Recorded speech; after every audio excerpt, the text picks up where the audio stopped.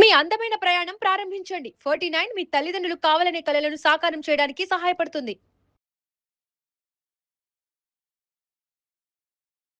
Welcome to our channel. నేను మీ నవీన్. చాలామందికి చిన్న ఏజ్లోనే హెయిర్ ఫాల్ అవుతూ ఉంటుంది, బాల్డ్ హెడ్ వస్తూ ఉంటుంది. సో అట్లాంటి వారికి మంచి రెమెడీ ఉంది న్యాచురోపతిలో అంటున్నారు. న్యాచురోపతి డాక్టర్ షగుప్తా గారు. మ్యామ్ నమస్తే అండి. నమస్తే అండి. ఏంటి మ్యామ్, హెయిర్ ఫాల్ అనేది నిజంగా చాలామందిని ఇబ్బంది పెట్టేసేస్తూ ఉంది. ఒకప్పుడు చూస్తే 40, 50, 60 ఇయర్స్లో వచ్చే బాల్డ్ హెడ్ బట్టతల అనేది ఇప్పుడు చూస్తే ఒక 30 ఏళ్ళు, 20 ఏళ్ళు, 25 ఏళ్ళ పిల్లలకు కూడా వచ్చేసేస్తూ ఉన్నాయి. సో అట్లాంటి వారికి ఎట్లాంటి రెమెడీస్ ఉన్నాయి?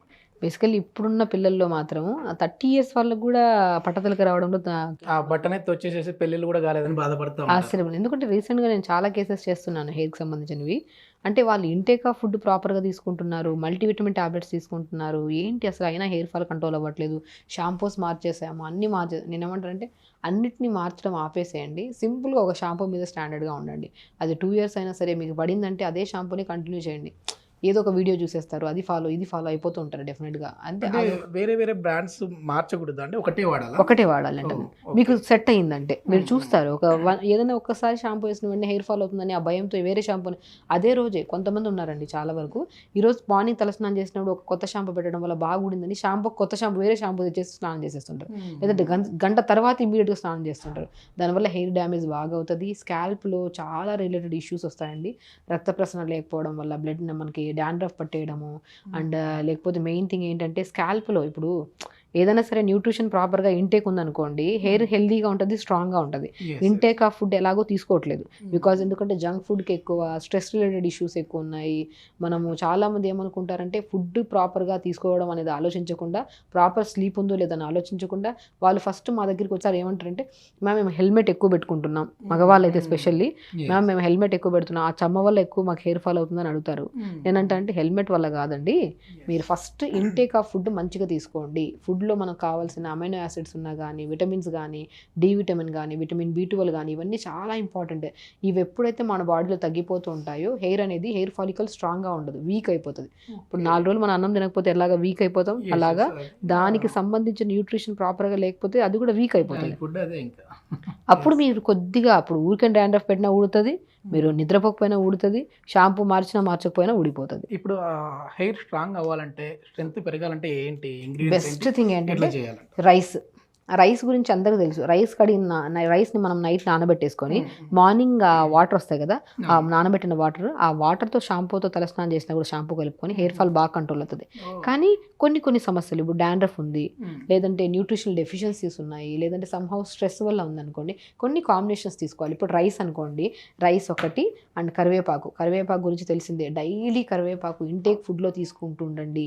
ఏదైనా స్పెషల్లీ మీకు హెయిర్ ఫాల్ స్పెషల్లీ బాగా ఉంది, ఏది ఎంత కేర్ తీసుకున్నా అనుకుంటే మాత్రం 2-3 రెబ్బలు తినండి మార్నింగ్ లేచిన వెంటనే, ఆఫ్టర్ బ్రేక్ఫాస్ట్ కానీ బిఫోర్ బ్రేక్ఫాస్ట్ కానీ ఎంప్టీ స్టమక్ మాత్రం తీసుకోకండి, గ్యాస్ ఫామ్ అవుతుంది. సో అండ్ వెరీ ఇంపార్టెంట్ మెంతుల గురించి మనం చెప్పింది. మెంతులు అమైనో యాసిడ్స్ ఉంటాయి, విటమిన్స్ ఉంటాయి, మంచిగా ఉంటాయి. ఇంటేక్ తీసుకుంటేనే మనకి ఎంత మంచిది మెంతులు. అలాగే ఎక్స్టర్నల్ అప్లికేషన్ నేను చెప్తున్నాను ఈరోజు. ఇలా రైస్ని 1 స్పూను, మెంతుల్ని 1 స్పూను, కరివేపాకు రెబ్బల్ని 1 లేదా 2 రెబ్బల్ని నైట్ నీళ్ళలో నానబెట్టేసేయండి.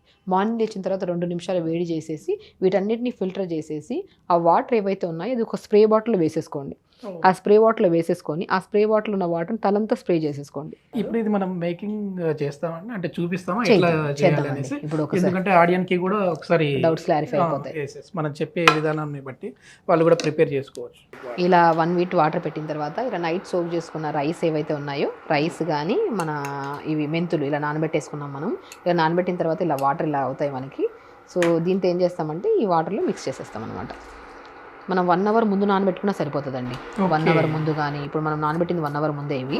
సో మనం కాబట్టి లేదంటే ఓవర్ నైట్ నానుకుంటే కొద్దిగా పులిసిన స్మెల్ వస్తుంది కదా, అది కూడా ఫంగస్ కానీ మనకి డాండ్రఫ్లు కానీ ఆ ఇష్యూస్ పోవడానికి చాలా యూజ్ అవుతాయి. సో కరివేపాకు ఇంటేక్ కంపల్సరీ పెట్టుకోండి. మనము సరే ఏ రెమెడీ చేసుకోవడానికి కూడా మనకి టైం లేదు, ఇదంతా ప్రాసెస్ మనం చేయడానికి కుదరట్లేదు. ఇప్పుడు బ్యాచులర్స్ కానీ, హాస్టల్స్లో ఉండే అబ్బాయిలు కానీ అమ్మాయిలు కానీ ఇవన్నీ చేసుకోలేము, స్టవ్స్ లేవు మా దగ్గర అనుకునే వాళ్ళు పచ్చి కరివేపాకు తెచ్చి ఇంట్లో పెట్టుకోండి. పెట్టుకోండి, హాస్టల్స్లో పెట్టుకోండి. ఓకే. రోజుకు 2 రెబ్బలు తినండి, 2 ఆకులు అంతే, 2 ఆకులు, మార్నింగ్ ఒక 2 ఆకులు, ఈవినింగ్ ఒక 2 ఆకులు. ఓకే. మీకు అవైలబుల్గా ఉంటే ఎలాగో గీజర్లో వాటర్ వస్తాయి కదా, ఆ వాటర్లో 10 ఆకులు నానబెట్టేసుకోండి 10 నిమిషాల ముందు. ఆ ఆకులు చాలండి. ఆకుల్ని కూడా వాష్ చేయడం వల్ల అంత క్లియర్ అవుతాయి. అంటే చాలా వరకు ఇంట్లో ఫ్రెష్గా అన్ని అవైలబుల్గా ఉండే వాళ్ళైతే ఎవరైతే ఉన్నారో ఇది ఫాలో అయితే మాత్రం చాలా మంచి బెనిఫిట్ ఉంటుంది.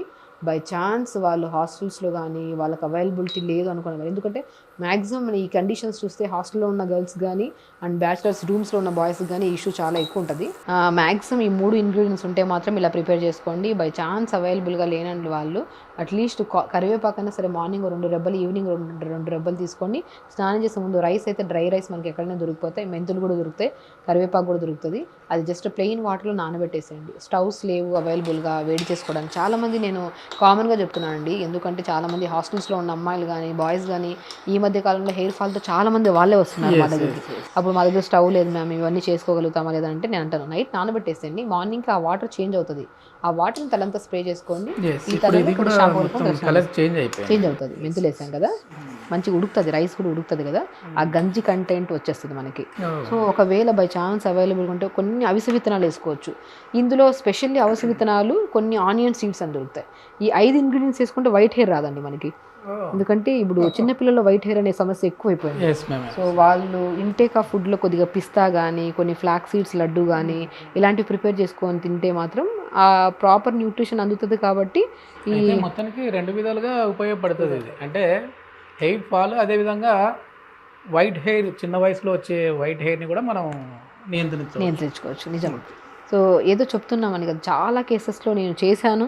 ఆల్మోస్ట్ వాళ్ళలో నేను ఎలా ఉంటానంటే వన్స్ ప్రాసెస్ వాళ్ళు స్టార్ట్ చేశాక ఎవ్రీ 10 days ఒకసారి వాళ్ళకి హెయిర్ ఎలా ఉంది, హెయిర్ ఫాల్ ఉందా లేదా, వాళ్ళ హెల్దీగా ఉందా హెయిర్ లేదా, ఇవన్నీ నేను గమనిస్తుంటాను.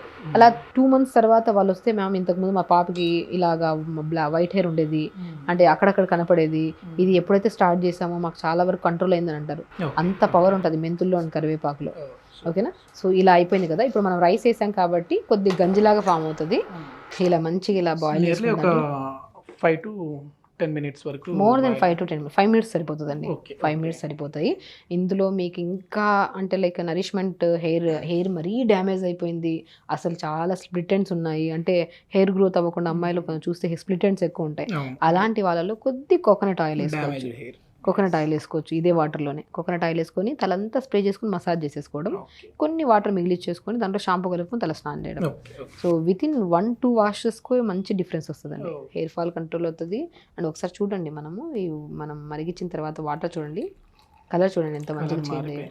ఇప్పుడు మెంతులు ఉన్నాయి కదా, అండ్ ఇది కొద్ది గంజిలాగా కూడా వచ్చింది, ఎందుకంటే రైస్ వేసాం కాబట్టి. సో ఇలాగా ప్రిపేర్ చేసుకున్న వాటర్లో మెయిన్ థింగ్, ఇందులో మెయిన్ ఇంగ్రీడియంట్ కరివేపాకు, 3 కూడా బెస్ట్ ఇంగ్రీడియంట్స్ అండి. అండ్ స్పెషల్లీ వైట్ హెయిర్ అనేది చిన్న వాళ్ళలో ఇది అప్లికేషన్ చేస్తేనే మనకు వైట్ హెయిర్ ఇష్యూస్ పోతాయి. అండ్ పెద్దవాళ్ళలో వైట్ హెయిర్ ఇష్యూస్ ఎవరైతే ఉన్నారో వాళ్ళలో ఇందులోనే కొన్ని అవిసె విత్తనాలు దొరుకుతాయి. అవిసె విత్తనాలని ఇంగ్లీష్లో ఫ్లాక్ సీడ్స్ అని కూడా అంటారు.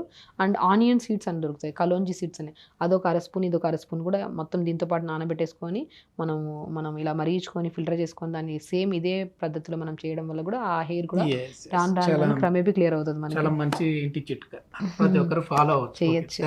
నమస్తే.